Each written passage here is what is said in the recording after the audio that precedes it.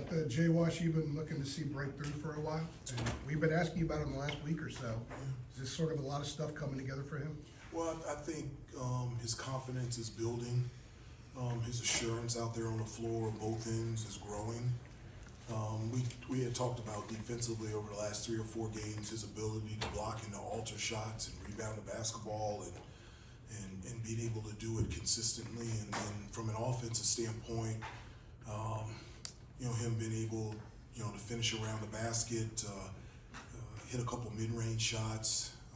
I wanted him to hit that 3 at the top of the key, but he stepped up and made some free throws, and it's his first career double-double. What a time for that to happen here on the road. And another reason that I'm happy is all of them are, but I'm just in particular speaking about Jay Wash. Like he's waited his turn, and he has such a burning desire to please his teammates, please his coaches. Like he really wants to do well, and to see him being celebrated in the locker room amongst his teammates was something that I'll remember for the rest of my life. As far as the overall growth of the team goes, this time week go, Elliott hits the big shot, hits the free throw. Today, Jay Wash gets the dunk and then the block. How big is it that some different guys are now stepping up in those moments when you guys weren't closing some of these out before? Well, I would prefer not to be in those situations. I'm just being honest with you.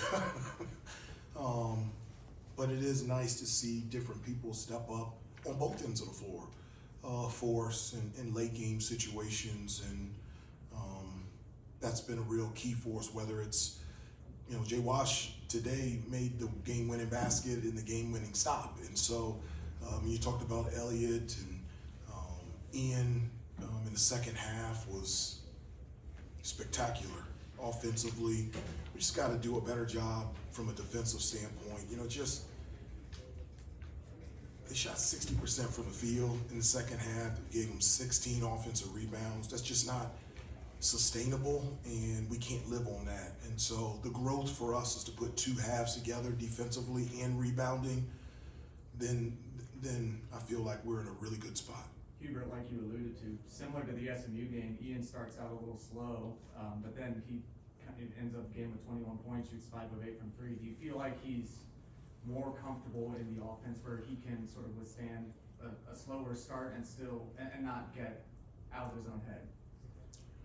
I just can't remember a time here when I was a player, as an assistant, as a head coach, someone that can score as easily and as efficiently as him.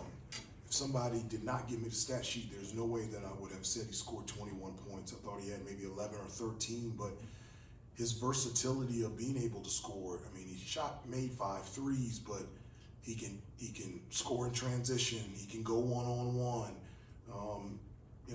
He didn't get to the free throw line, but that's something that he does really well. So his ability out there just to be able to make plays and score the basket has been a huge benefit for us over the last month.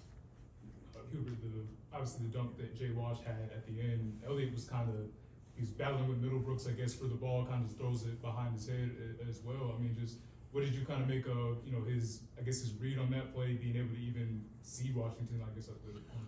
Well, he has elite vision, so he can see things that normal players can't see, and he can get the ball to him as well. Obviously, that initially wasn't the play, and NC State played it really well, but that opened, the way that they played it, opened up Jay Wash underneath the basket. So to be able to find him where only Jay Wash had to just take one step and dunk it, that's exactly what we wanted, and it was great execution by them. Other than Elliott's late turnover, was this one of his more efficient games and showing strides in that area? It really was. 9 assists, 3 turnovers. I think he had back-to-back turnovers in the latter part of the second half, and that's when I took him out. It was a pass to Jay Wash, and then it was another pass, and he has as I said before, he has a gift where he can pass differently than normal people, and I think at times he's so confident that he can get the ball to where he wants to.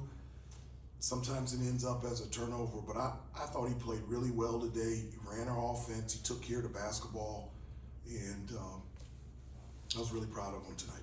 No. Coach Davis, you mentioned you don't want to be in a late game situation like that, but what does it say about the maturity and the growth of this team prior to maybe some of those non-conference games early in the year to come in a hostile environment like this and win a one-possession game?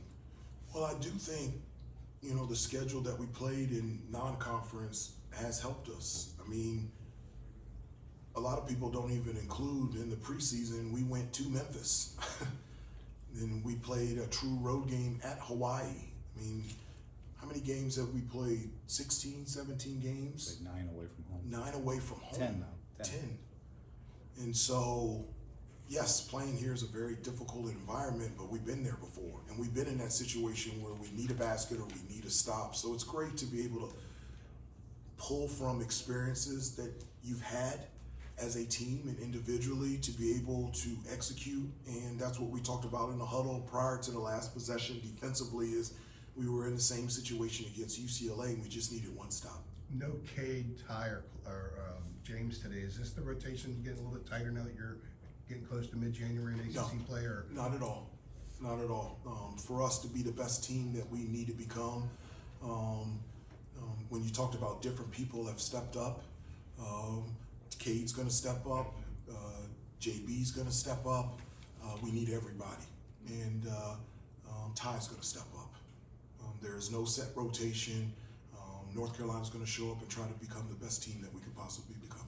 In those late Last game one. timeouts, before the final timeout with the defensive stop, what was just kind of your overall message to the team as you got closer to the end? Well, I first started off and I just said, guys, isn't this really fun? You know, just kind of loosen them up a little bit because it is just basketball. And so just to get them to understand that this is a privilege to be in this type of situation. These are things that you think about and remember for the rest of your life. And the reason why I can say that is because I remember them from a player. And then we just talked about what we need to do in order to execute. And that things that they've been told, things they've been taught, and things that they're obviously talented enough to do, and let's go out there and do it.